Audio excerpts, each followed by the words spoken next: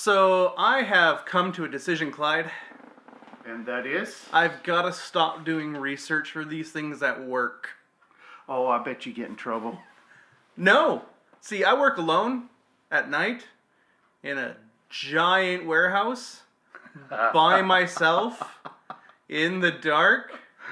And I was doing research for this episode.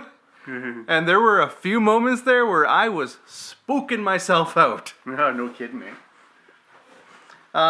So, if you guys couldn't tell, we got a bit of a spookier, spooky episode today. We're going to be dealing with ghosts. You have a lot more familiarity with the field of ghosts and ghoulies than I do. I watch TV, I do. Yeah, you watch Ghost Adventures. That's right, with Zach Bagans. I mean, someday maybe we'll get him on here. We can dream. What? Why wouldn't he? I think we're more likely to get paranormal. By the way, tonight we're drinking coffee. We can't name the product because we aren't endorsing any specific products. And I wouldn't endorse this coffee. Anyways, there's much better coffee out there. I guess. It's hot. It is hot and it's caffeinated, so I'm happy. Yeah. Well, we're coming to you from the Cross and Clay Studios, and this is episode 2 of Canuckonomicon. That's right. I'm Junior. This is my dad, Dirty Clyde. Good evening. So today we're going to do one that's a little closer to home for me. This is a haunted spot that I've been to. I actually did some volunteer work in junior high there over a summer. We're talking about the Oppershauser House in Stony Plain.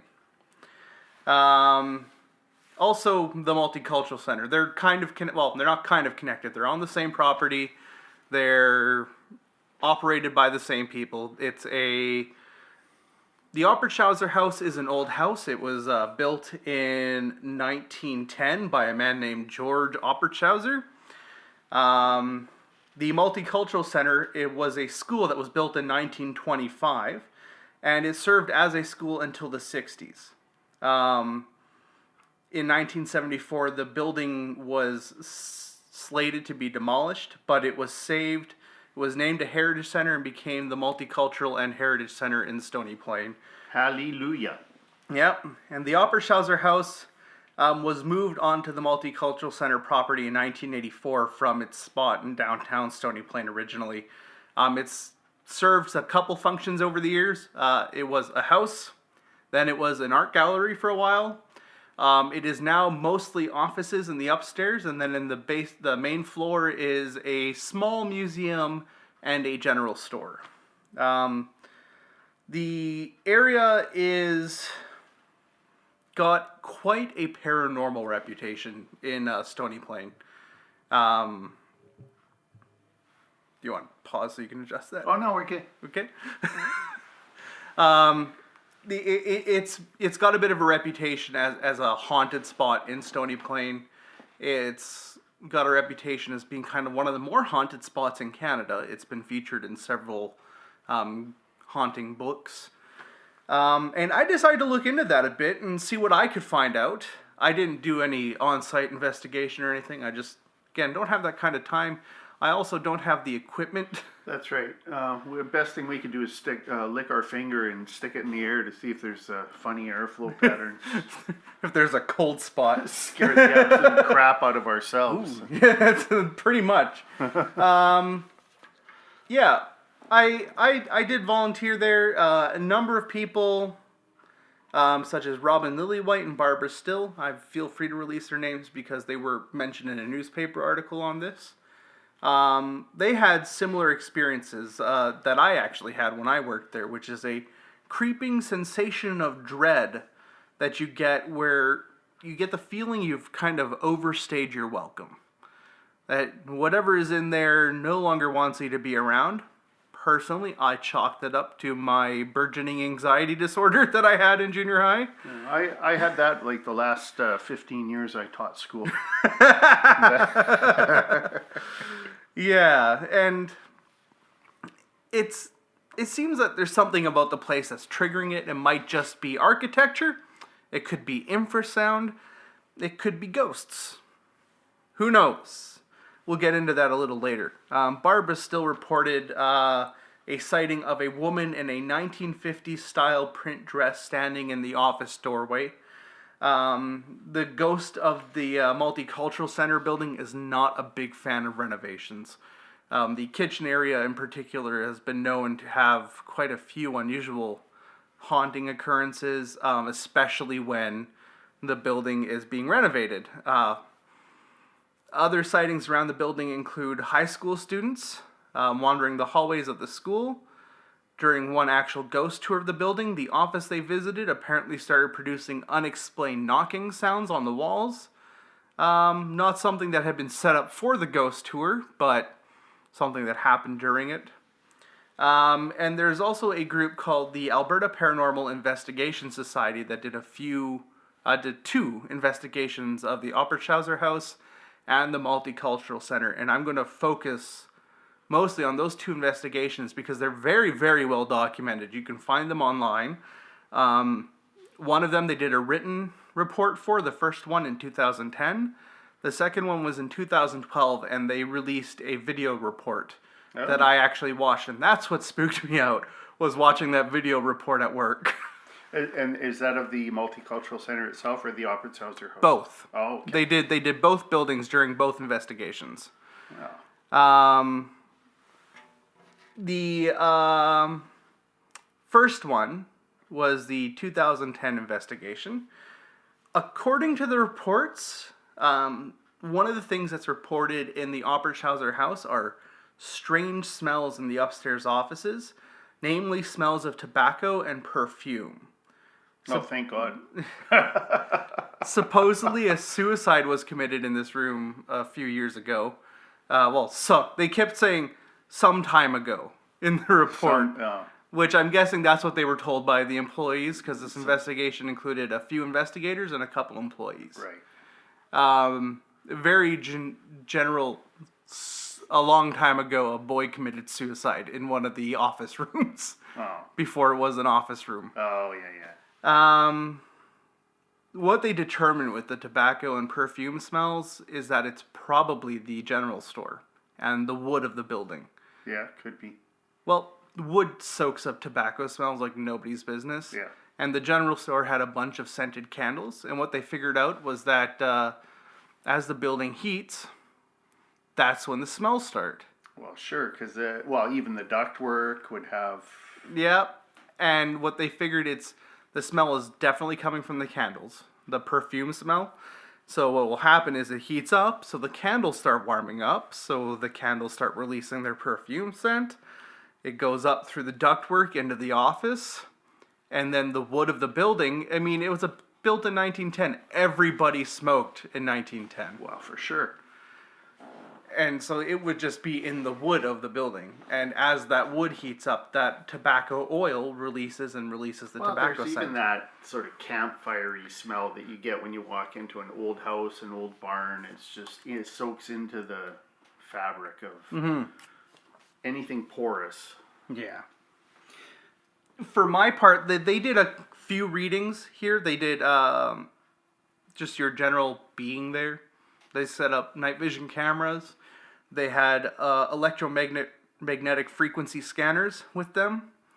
They also had another one called a K2 scanner, which I'll get into more later because it's used for a very specific thing with ghost investigations. They also did electronic voice projection. Oh yeah, EVPs. EVPs. Yeah. Which you can't catch them while you're recording. You listen later, and then if you hear the white noise, theoretically. Well, okay. This comes up more when I get to the video report they did, because they on that one they also had spirit boxes. Oh yeah, which are total garbage. Well. The whole theory behind the spirit box, of course, the guy that put them together, is that it scans all the radio frequencies at a very high cycling rate. Total garbage. Have you ever heard one working? Oh, yeah. Total garbage. Total garbage. But they did EVP on this one. They didn't use spirit boxes on this 2010 investigation. And I don't even think they did white noise, which is another one that's related to spirit boxes I'll get into later as well. And it's sort of That's the related one that to scares the EVPs crap as well. out of you. Well, because we went to that movie. Yeah. So Makes you not want to watch TV. Dirty Clyde won't watch horror movies with me anymore because when I was in high school, I made him go to white noise with me. And he just about shit himself in the theater. I did not. I just don't like jump scares. And there were a few in that one. There was more than a few in that one. It was a spooky movie. So they went up into the office room where the suicide allegedly occurred. And they did EMF scans. And one of the things they make sure to do is they do general background scans of all the rooms during working hours when the activity seems to be low so that they have a background idea of what's going on here. They check out all the electronics in the area to make sure that it's not just interference from light fixtures, which in a museum like this, there's a lot of those. Yeah. So they did EMF scans in this room. And it was pretty much in the main room, they got nothing. It was just regular background electromagnetic radiation that you get from being on a planet with a magnetic core. It was when they went to the closet door that the reader spiked. Now, this is interesting because, according to the staff, that closet is actually where this person committed suicide. Well, my goodness. Did they know that beforehand? No. That was actually that would be important to me to know. Yeah, they didn't know beforehand, so they weren't going in looking for it, but they had placed it against the closet and it spiked when they were on checking out the closet. All they knew is that there had been a suicide in the room. They didn't know where. It wasn't until later that they learned that the door was where the person committed suicide. This is also where they confirmed that the perfume and tobacco smells were likely just because of the building heating, because before they heard the furnace kick in, and that's when the smell started, and one of them actually used to be a tin basher. Okay. So they were pretty aware of what was going on here. Other than that, though, on this first investigation, they didn't really get much. So they basically got an EMF spike in the closet. Yep, that was it for Oppershauser House. They then moved over to the Cabin, which is a building connected to the Multicultural Center School. That's where the kitchen is. Oh, okay. Yeah. Yep. And this was where really interesting stuff started. And it's actually, it'll tie into the next investigation because they started having similar issues on the next investigation. The building, the camera had a manual zoom on it. So this was a zoom that it could only be operated by manually pressing up or down on the lens. And it kept zooming in and out on one of the investigators' faces. Oh, so this was a stationary camera. Yeah, it was on a tripod. And it kept zooming in and out on its own. The red recording light was on it and the audio recorders in the room. Okay. Neither picked up anything. And we know the lens cap wasn't on because the way they found out about this zoom is one of the investigators was sitting behind the camera watching the digital viewfinder and watching it zoom in and out on the face. So the lens cap wasn't on. Right. The red recording light was on, so the camera was recording. It turns green when it's on standby. Okay.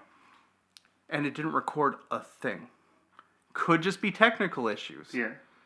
But we'll get to this in the next investigation. There's something about this particular room of the cabin. This is like the living room area. We'll kick the crap out of all of this later on, but now we're just gathering ammunition and evidence. That's right.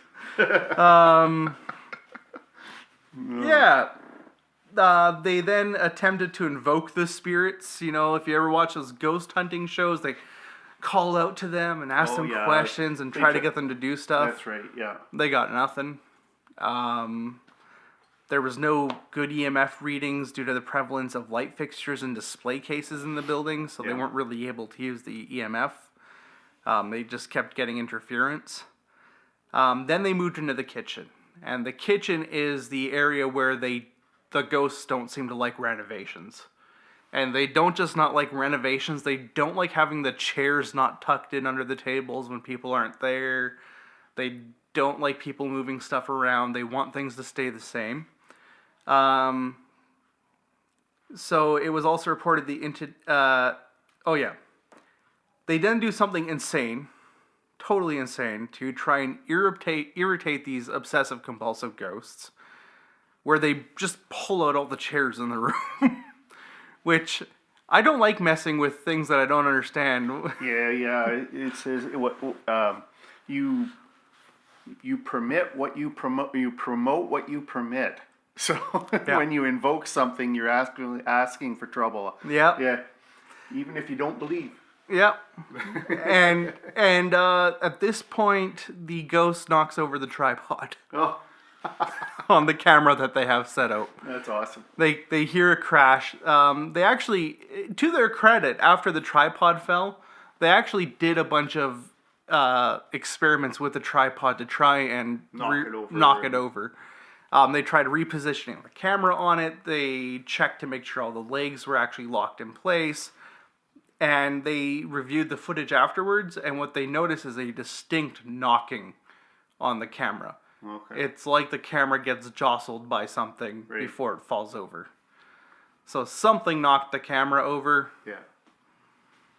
They then attempted invoking the spirits in the kitchen as well. Specifically, they asked nicely, had no result. Then they started threatening to tell everybody that it wasn't real. And then they heard another crashing noise. This one they couldn't find the source of. Just a loud crashing sound. They were also taking EMF readings at this time, and they were getting a lot of activity as they hurled insults and threats over the 40-minute experiment they performed here. So that is the 2010 investigation. Oh. So that's the information we have to this point. Yeah. On the investigations of the haunting of the Multicultural Center / log cabin / Oppertshauser house. That's right. So at the end of this investigation, they actually specifically said, we don't have anything definitive. Nothing concrete. And this is getting into a whole problem that we have in general with supernatural phenomena, which is that it is very, very subjective in nature. Mm-hmm. Because it seems like, according to a lot of investigators, that there's an intelligence behind it. It's really hard to peg down anything definitive about supernatural phenomena. And it always seems, like you said, it's subjective. So one investigator might say, that's clear evidence of haunting. Yeah. The other investigator might say, it's a noise. Mm-hmm. It's a tripod falling over. That's not proof. No. Well, and like I said, to Tapis's credit in this case, they said, we're not going to definitively say after this investigation. Right. After this investigation. That the Oppertshauser house is haunted or that the Multicultural Center is haunted. So I take it you're going to fill us in on the next one in the next segment. That's right. So we're going to cut to some music here. We'll be back in a few minutes. Well, almost a minute. There you go. Enjoy.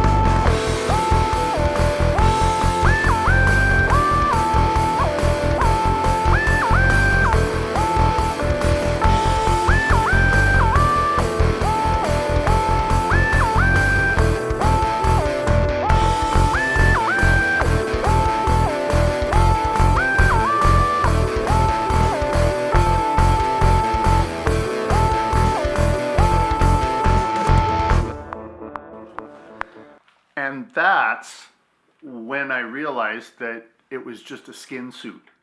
Oh, well, I told you not to go for dinner with Gwyneth Paltrow, but nobody believes me. That wasn't even Gwyneth. I'm telling you, Melania Trump is one of the lizard people. Okay.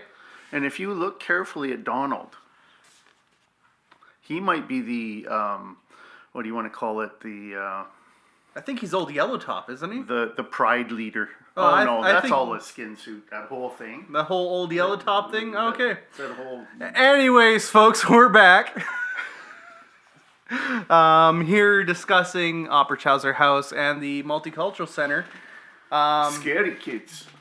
Put your diapers on. This is getting scary. Very scary. I don't do accents very well. Anyway. So, like I said, the Alberta Paranormal Investigation Society returned in 2012 to Opera House and the Multicultural Center. And they have that documented on the Tapas YouTube page, which I'll probably put a link in the show notes if I remember later. It's about an hour-long video, which is why you have me here. Do you have to stick with it to the very end?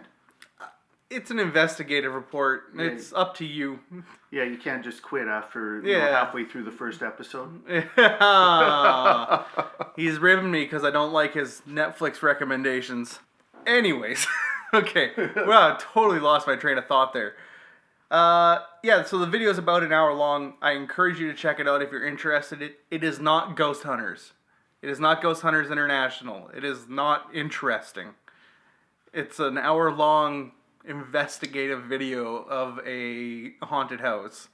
So there are interesting parts, but it's not been cut together to make it more interesting. Yeah, or change the time and place, which I think a lot of those shows do. They kind of take, let's see, we've got 5 pieces of evidence, and we've got 3 audio clips with screeching violins that we can throw in. Yeah, there's none of that. I watched it. It is interesting in the sense of like watching an hour long. Well, it's procedure. It's you get procedure. To see the actual procedure, so you can draw your own conclusions. And also gives you an idea of what it would actually be like to go on one of those things. Which I'm going to tell you right now, guys. It's boring for like most, because they were there for about 5 hours. They gave us an hour of the actual interesting stuff. Mm-hmm. So you put 2 and 2 together. That means they spent 4 hours there just sitting on their butts doing nothing. Yeah, bored out of their skulls. Yeah.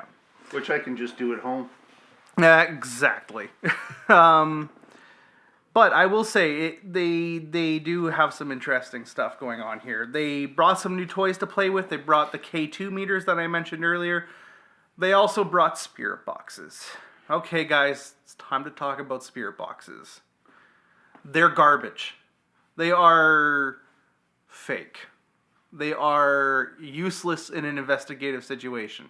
The way a spirit box works, it's basically a speaker with a radio sweeper on it. It just scans all the radio frequencies at a high rate, so you get bits and pieces of voice, and supposedly this is how the spirits can communicate with you. This is an effect called pareidolia. This is the same thing your brain does when you look at a cloud in the sky and see a rabbit instead of a, mist of water vapor. It's the same thing that makes you, when you spin around 3 times in a dark bathroom and say Bloody Mary and stare in the mirror, that makes you see a spooky face, because you've psychically primed yourself to see a spooky face. What the reality is that your brain does not have enough information to make your own face, and you've told your brain, I'm going to see something spooky when I do this. So your brain goes, well, better make it spooky. Better make it a good one. Yeah. Well, and I think with the EVPs, electronic voice phenomenon, the same thing. It's exactly the same thing. When they hear something, they will interpret for the audience and say, I think I heard it say, yep, it's me, Dan. Yep. And you're listening and it sounds like, And so if you listen to it 3-4 times with the idea that you're supposed to make meaning out of it, suddenly meaning comes. It's the whole Laura Laurel thing. Yes. That was on the internet a while ago. Yes. It's the same phenomenon. It's whichever one you're more primed to hear is what you're going to hear. Yeah. They do some EVP here as well as white white noise experiments. To their credit, on the white noise experiment, they did start hearing things, and they pretty much figured out that it was a radio station. Okay. So the way the white noise experiment works is before you had spirit boxes that would sweep radio signals, you just had a radio. And so you would just set it off a station so that it was static, and you would listen to that, and supposedly the spirits could communicate through that. Again, I personally, if I were to do a ghost investigation, I can tell you what my kit would contain. My kit would contain an EMF meter. It would contain a K2 meter. It would contain an infrasound microphone. And it would contain a FLIR camera and a infrared night vision camera. So a FLIR camera, that one is that when you see like that kind of rainbow heat gradient picture, that's a FLIR. Right, it's a heat sensitive. It's a heat sensitive camera. Right. That's what my kit would contain. I wouldn't have any EVP, no spirit boxes. You notice they use it less and less often on some of those shows. I think they'll use it if they've had a lot of like physical things happen. Yeah. And then they think, oh, if we can get this thing to talk into this computer. You know what? And that's why I'm going to get to the K2 here now before we go any further. The K2 is much better for actual communication than an EVP is. Okay. Now, which one's a K2? So there's two kinds of EMF meters. You have your regular EMF meter, which produces a ticking noise like a Geiger counter. Yeah. And then you have your K2 meter. A K2 meter has a small string of lights on the top that goes up or down depending on how much electromagnetic radiation it's picking up. Right, I've seen those. Yeah, they're much less sensitive than the ones that tick. Okay. So you have to have a pretty significant thing moving in front of the sensor in order to generate a signal. Mm-hmm. And so these are often used when communicating with spirits. You'll ask simple yes or no questions and tell the spirits to try to get the lights to move. And they move the lights by passing in front of the K2 meter. Right. And then often takes quite a bit of energy, supposedly, for the entities to do this. So these, I think, if I were to use anything to try and communicate with a spirit, I would not use white noise. I wouldn't use a spirit box, because those are so subject to pareidolia and to kind of our psychic priming that they're useless as a scientific tool. Whereas a K2 meter, there are experiments you can do that can show, well, this is unusual phenomena for this thing to be picking up in this room. Mm-hmm. There is something tangible and measurable that you can then report later. Whereas an EVP is like, listen, you can hear him say Dave. Right. Just gotta listen real close, you can hear him say Dave. Right here. Right here. Amplify it, slow it down. Yeah. And that's, to me, that's garbage. That's total garbage. That's spitting into the wind. Here's the thing. Maybe when we sum up, I'll come back to this point. Mm-hmm. But why would spirits go out of their way to talk to us? I'm spending all of my spirit energy talking to this guy. Well, we'll get to that, because this gets a little interesting here with some of the questions they ask with the K2 in this investigation. It gets interesting. Okay, so when they did the Opperthauser house this time, they did an EVP experiment in the upper rooms where the suicide took place. And one of the lights burnt out. I think it burnt out. Yeah, they're like, well, we don't know. And I'm like, we don't know. No, I'm pretty sure it burnt out. Like, guys, to your credit, you guys are really good about this, but I think that one just burnt out. Yeah.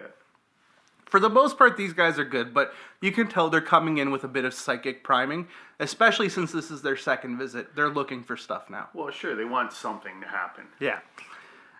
They did the white noise experiment, old-fashioned version of a spirit box. I will also say, adding on to your whole white noise thing, I kind of lied. He has seen one horror movie with me since then, and that was Bone Tomahawk, and that I'm pretty sure is only because Kurt Russell was in it. And I didn't find it as scary as I thought that you sort of made it sound. It wasn't bad. It was. I've since seen like Winchester House with Rachel. Oh, and yeah. I've seen what other one? Hills Have Eyes. I'm gonna make you watch Hereditary tonight. No. No.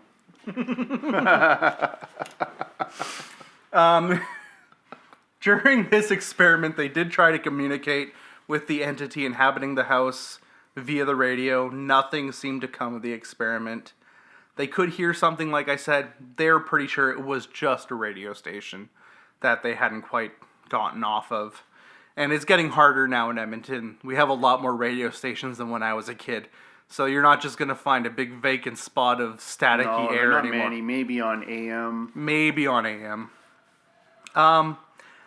This is when the weirdness starts at the EMF. They get a massive spike in the middle of the room this time, not at the closet door, just in the middle of the room. So they turned off the radio to double check that it wasn't just the radio causing it. No change. Still a huge spike. They tried to get the entity to adjust the ticking rate on the EMF meter, and No effect. it was like super spiked. There was no change at all. At this point, the EMF continues to go really high. Again, they're asking questions, not getting anything. So now they switch to the K2. So like I said, the K2 has lights. It's not as sensitive. Yeah. So this one, they start actually getting responses. They are able to determine by asking yes or no questions. So they'll ask a question. In this case, are you George?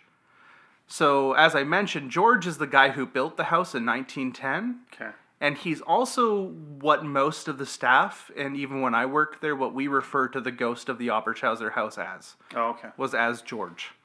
They asked him, are you George?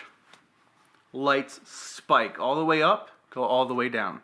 It takes a little bit, like a bit of time, but they were watching that whole time, the lights kind of flickering a bit, and then it spikes up and goes down. They are able to determine that George enjoys scaring people out of the house, especially people who aren't supposed to be there. If somebody stays after hours who shouldn't be there, Great. he likes to chase them out. So, can I just pause here for a sec? Yeah. Did you get any research on George Oberchauser? Through your own research, did you get any history of him, whether he was a jokester or anything like that, or is it just nothing? This is the thing. I couldn't find. I went on you would think the Multicultural Center website would have more information on the nothing. Yeah. I've noticed that about the history of Stony Plain itself, because as you know, the story of Mayor Umbach. Yeah. And how he chained the railroad. That's like our one piece of history. And nobody's even sure if that's real. You can't find anything about the guy. No. Other than that. Yeah. Yeah. And So, I mean, it's interesting also to note Umbach, Oberchauser, German community. Yeah. I'm guessing there is history written on all this stuff. I'm guessing it's all in German. Yeah, it could be. It could be. And I don't read German. Or the other alternative is that because they were German, nobody cared enough to write about them.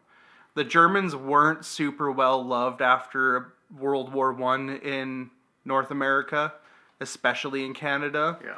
Although many of the German Lutherans, particular in the Stony Plain area, served in both wars. Yep. And so... Well, so did a lot of Japanese soldiers, and what did we do to them in World War II? Touché. We stuck them in internment camps. That's correct. And then, yeah. So I don't think that really matters much to the right. general population. I just don't think people cared enough to write about them. So unfortunately, I can't tell you more than he built the house. Yeah. We don't know much about him. We know that this entity that calls itself George does enjoy scaring people out of the house. This is documented. Everybody who's reported something in Obershauser House is similar to this. You actually worked with a teacher, my social studies teacher in junior high, and she told her story of when she worked at the Multicultural Center, where she ended up staying late because she was cleaning up after a chocolate making class that she had taught. And she said she felt a presence move down the stairs and then move into the room with her and just yell in her head, "Get out!" And so she did. Yeah. She ran out of the house. Yeah. She left the door unlocked. They called her the next day asking why she left the door unlocked. And she's like, she told them what happened.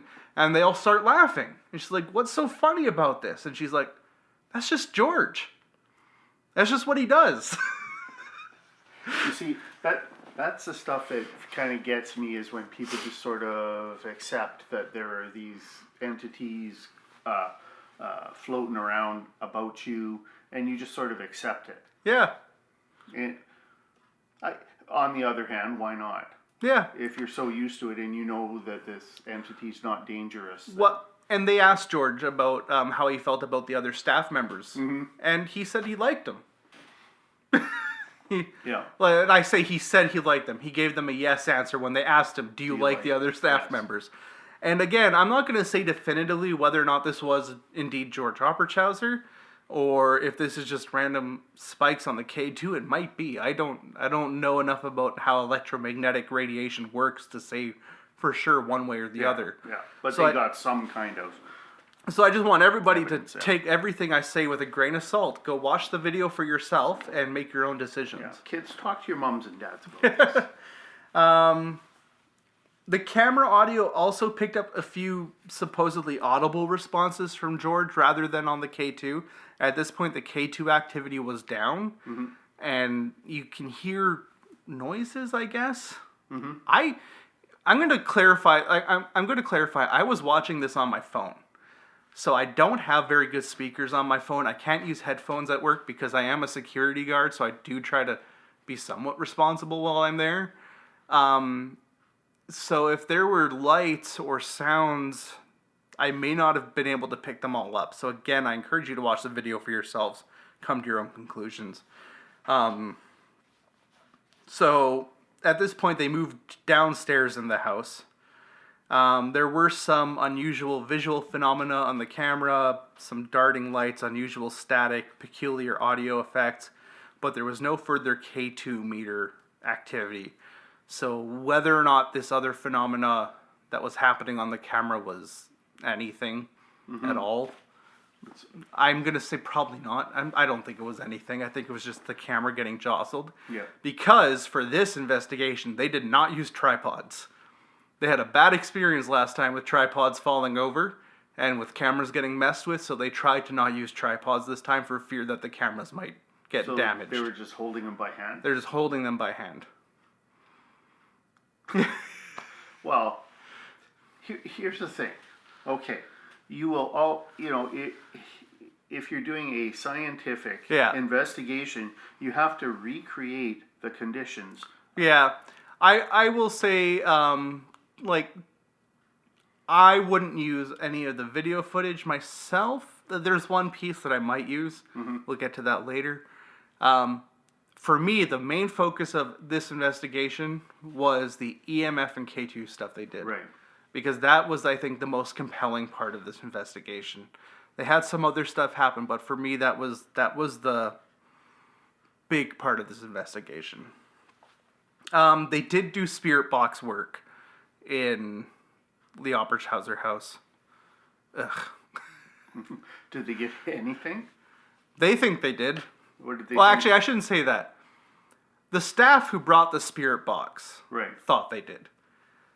The investigator, the lead investigator, she's skeptical. She's like, it was interesting, but she wouldn't call that evidence of a haunting or anything. They thought they got something. I'm listening to it. All I'm hearing is weird random radio noises. I'm not hearing sentences or anything like that. Yeah. They're like, well, I think the ones that have background music are radio stations. The ones that don't aren't. And I'm like, no. I listen to a lot of talk radio. Yeah. I make a talk radio show. We don't use background music. Yeah, exactly. So, Yeah, I would say they got nothing on the spirit boxes. Nothing interesting. And I think, you can probably buy cheap. No, you could probably.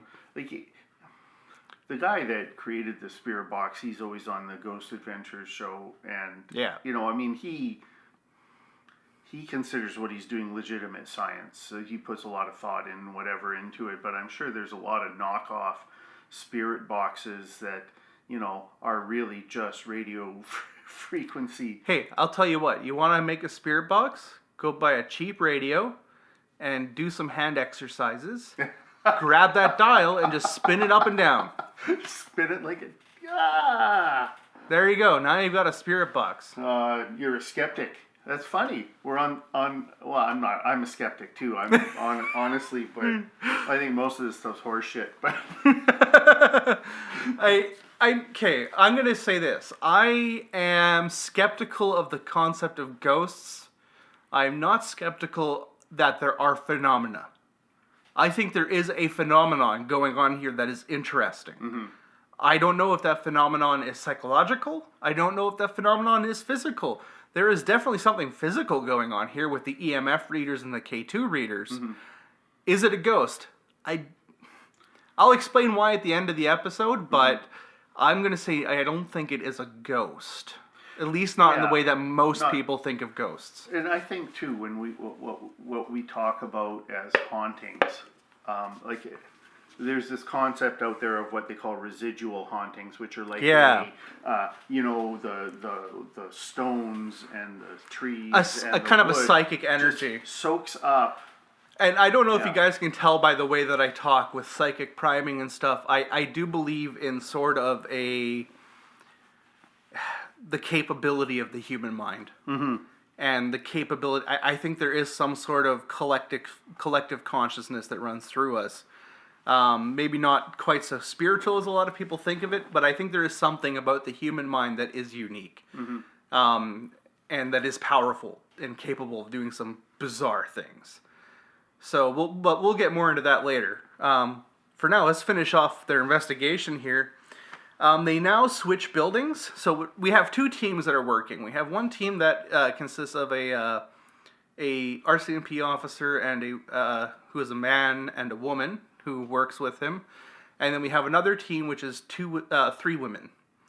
One of them, I think, on this team was a staff member, and then the other two are investigators. Okay. So two of the investigators were actual police officers. So one of them was. One was an RCMP officer. The other pair was of the other pair. Yeah. Okay. And we'll get to why this actually gets a little funny. So now they switch buildings. They do talk. They go to the cabin just like last time. And just like last time, they begin having some technical issues with their camera acting strange, even though they're holding it this time. Right. It was mainly that it was shutting itself off. What they determined this time is that they think the zoom and focus phenomenon that they were having last time may actually be because of the outdoor lighting coming in through the windows. Oh, okay. Causing issues with the camera being able to focus. Focusing. Yeah. So they think that might have been what was causing the focusing issues last time, but they still don't have a solid explanation for, first of all, why this one shut itself off even though they had a lot of battery power left. They had 45 minutes of battery left on the camera. Right. And last time, why it just didn't record anything, even though it was on and recording. They still don't have any explanation for why that wasn't. They're in the same room. They're sitting in the same spot. Right. This time they also start experiencing cold spot phenomena. Now, I am normally not skeptical of cold spot phenomena, which is why I would include a FLIR in my ghost hunting kit. Right. In this case, because we're dealing, like I said, this team is all women. This particular woman's in her late 40s, early 50s. Here it comes. So, well, and I don't want to be sexist. This is a biological reality of women in their late 40s and 50s.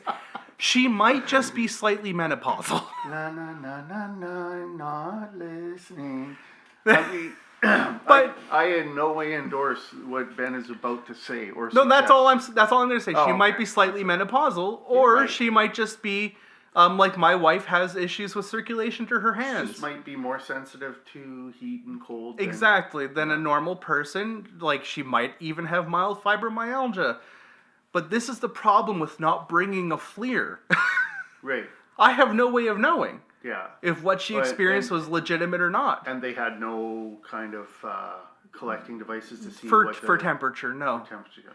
So and this is But my they- real issue. They weren't really expecting that. No, So- it wasn't something reported last time, but these are paranormal investigators. Right. So It's you'd a- almost anticipate. You can almost anticipate it. So if she was looking for it because she's expecting something, or maybe she just had a bit of a mild anxiety for a moment that made her feel cold. Was her sensing that cold spot, was it verified by someone else? No. Oh, okay. So she's just reporting this is what I... Yeah, she's Yeah. like, I feel really, like, I'm feeling like a cold spot right now. And I'm watching this, I'm like, you know what? I get cold flashes when I haven't eaten enough. Or you when walk I've down been... into this basement, you get a cold flash. Yeah. So obviously your basement is super haunted. So I don't want to rag on her too much. Yeah. But just saying that this cold spot that they report is, to me, I'm very skeptical of it because there's no hard evidence that there was one.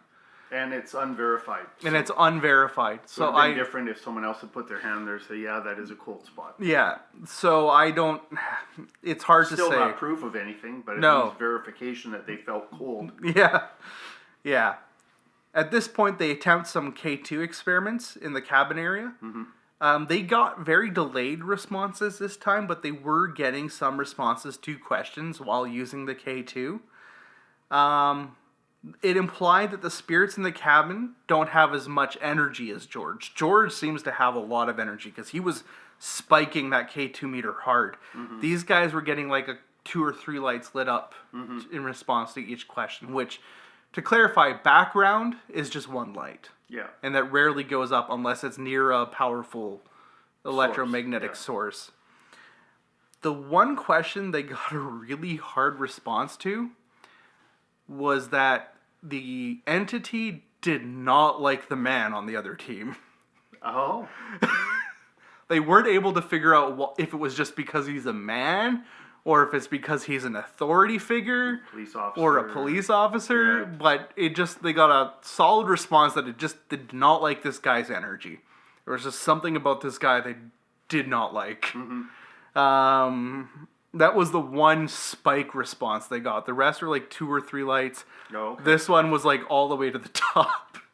And then they didn't get any responses after that, implying that if this entity was there and was using energy to communicate with them, that it used it all just to answer that question. Right.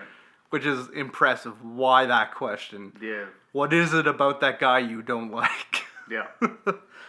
I'm wondering if he didn't push in one of the chairs in the kitchen. Maybe. Could have been, yeah. Yeah. During the final part of the investigation, they go into an area called the sunroom.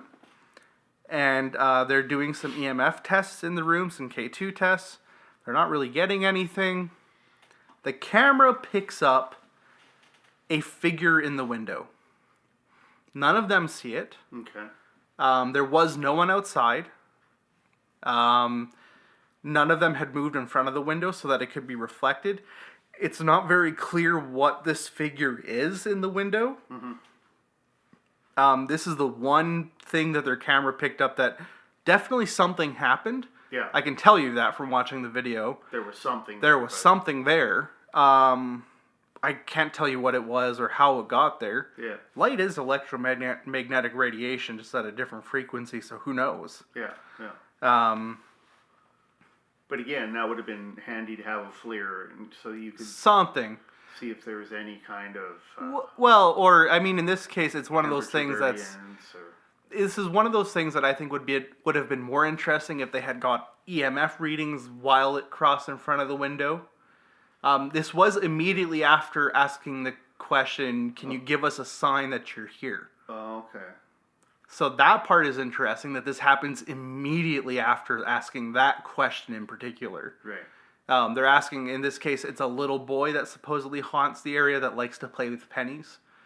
Apparently, if you leave pennies down, he'll move them around. Yeah. They weren't getting any EMF. They tried getting down on child level, like by going on their knees, Right. to see if they could get anything. They didn't get anything. This was the most interesting thing that happened at this branch of the investigation, is that figure moving across the window, which was, again, I'm watching this by myself in a dark room at night and freaked the crap out of me. Yeah. That was fascinating. Now I want to go watch that. You should. I encourage you. I encourage everybody listening to watch it as well. I'll put a link in the show notes, because it's an interesting video. It takes about an hour to watch. Just so you guys know, Junior doesn't really fill me in on anything that he's about to talk about during an episode. So I create basically the platform and a little bit of music to go with the podcast. Yep. And so I have no clue what he's bringing me, so this is kind of freaking me out now a little bit. Just because I kind of find this stuff kind of cool. I like to look at the evidence and go, yeah, okay, that's bunk, or there's something there. Yeah, that's cool. In summary,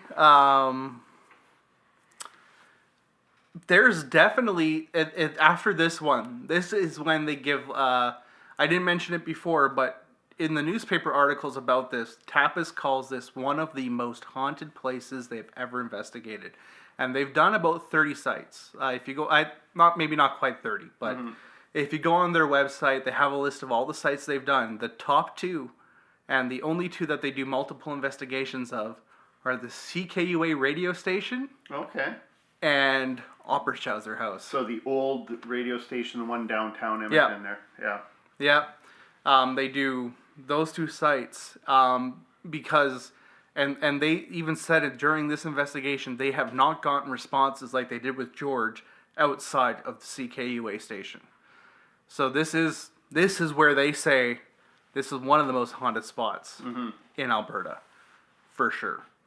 Paranorbil on APTN television station. That's the Aboriginal television station here in Alberta. I think it's in Canada. It's Canada-wide. I'm not sure. Yeah, I think it's Canada-wide. It's Paranorbil.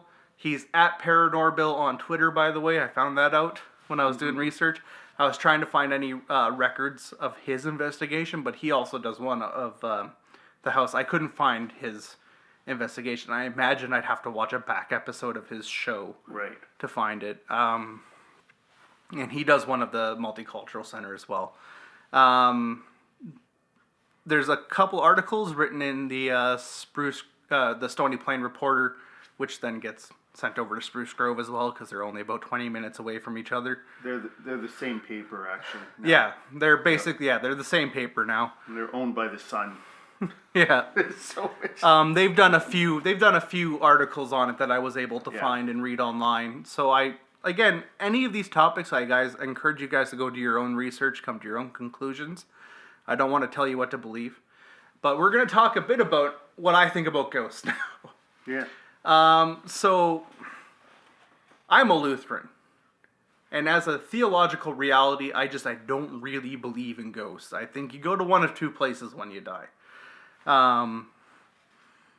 But this paranormal phenomenon that we have, that we call hauntings, that we call ghosts, there is physical evidence that this is happening.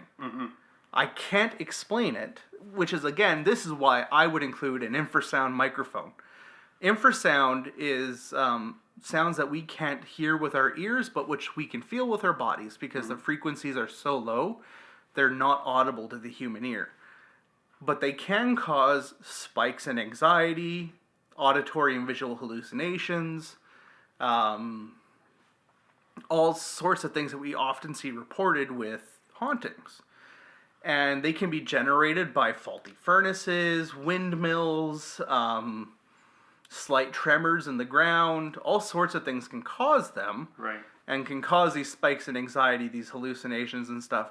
So for me, one of the most important things to include in your ghost hunting kit, if you're going to go out there, is a microphone capable of detecting infrasound, or something capable of detecting infrasound frequencies. Right. So that you can at least rule that out as being what's going on. Right. And I've never seen a ghost hunting show where they've used that. Where they've used anything like that. Probably because I imagine they're prohibitively expensive. I didn't do research on that. But there's all sorts of things that could be causing this. It could be whatever is causing these EMF spikes leads us to feel anxiety, feel fear, have hallucinations. Who knows? Or maybe it is, like you said, kind of residual psychic energy that's been absorbed by these old buildings, which would explain why they happen in such old places or where something traumatic occurred. Or it could be demons. I don't know. It could be demons coming up here and calling themselves George and chasing people around because they just got nothing better to do with their time, I guess. Yeah. But, I mean...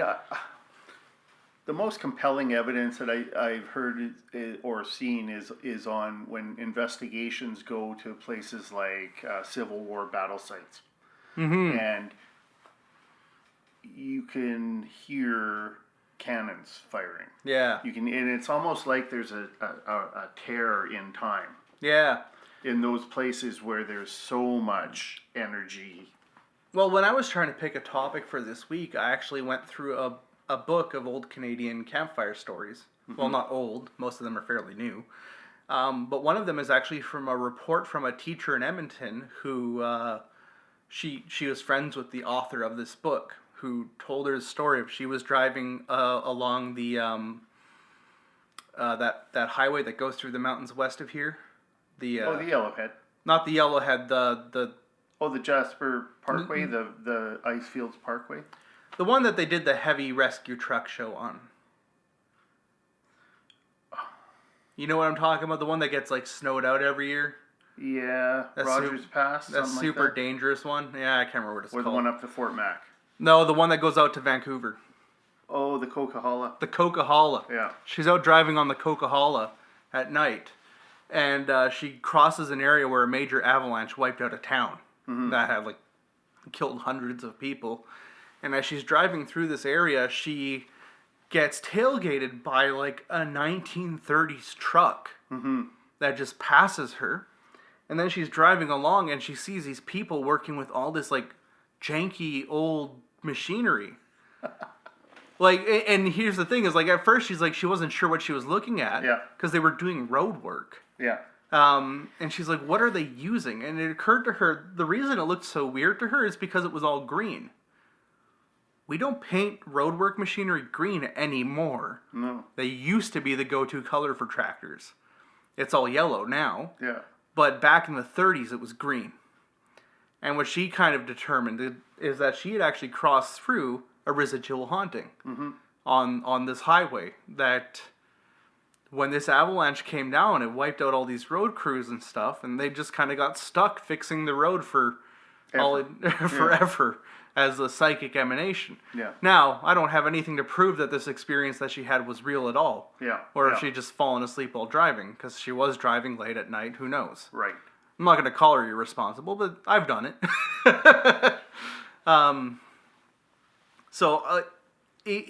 There's all sorts of there's so many stories of this sort of stuff happening.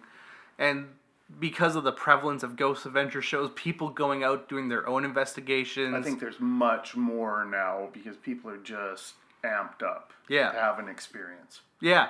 And I think escapism is getting more common now as we become more and more cynical of our situation in our real world. So there's all sorts of, I think you're right. I think a big part of it is we amp ourselves up for these experiences. We amp ourselves up to go see something cool and unusual. Looking over the building, or over the information that we have of this particular haunting, I can't say for sure what I think it is. I don't think it's demons. I'm come right out. I do believe in possessions and demonic infestation. I've worked with a lot of people who have firsthand experience with these sorts of things. this isn't what they look like. This doesn't have any of the hallmarks of an actual demonic infestation. So whatever this is, it's not malicious. Right. It seems to enjoy messing with people a little bit. But something is going on there. Right. I couldn't tell you what, but I think something's going on there. I don't know what you think. I mean, we had multiple reports, and I don't know. Like when people say, "Oh, the place is haunted," I kind of go, "Oh, well, maybe." I don't know what it's haunted by. I have no way of, quantifying what is haunting and what isn't haunting. And, Yeah. I mean, I mean, I'm willing to be convinced, but I'm not going to go out of my way to find truth about it. Yeah, that's my what I mean? job. Yeah. Well, I just I don't need it to be proven to me. Honestly, it's not something that I think is really going to make my life any better. No. Knowing whether or not there are ghosts crawling around. I would say it might make your life worse. Well, it could be. Yeah, sure. For sure. All right, guys. Join us next time. I'm going to go do a special investigation for our next week on a politician. I'm not going to give any more detail than that, but believe me when I tell you, it's not going to go the direction you think. Yeah, and I bet it's not going to be about the lizard people. But you might be closer than you think. We are going to have a lizard people episode. That will have to be a special episode because, oh gosh, you're asking me to go into a whole world. That is a whole world. I'm game for it. I'm game for it, but it's going to be a multi-parter, and it's a whole world, guys. We'll have to incorporate special guests on that one, I think. Yeah, I got some people lined up that I think might be interesting. Yeah, awesome. All right, you guys have a good one. Go find yourself some ghosts. Check out that video. Yeah. You can find us on Twitter at Canuckonomicon. And on Tumblr, also at Canuckonomicon. So check us out. If you want to email us, it's canuckonomicon@gmail.com. Link is in the show notes. Have a good one, guys. Stay warm. Stay safe.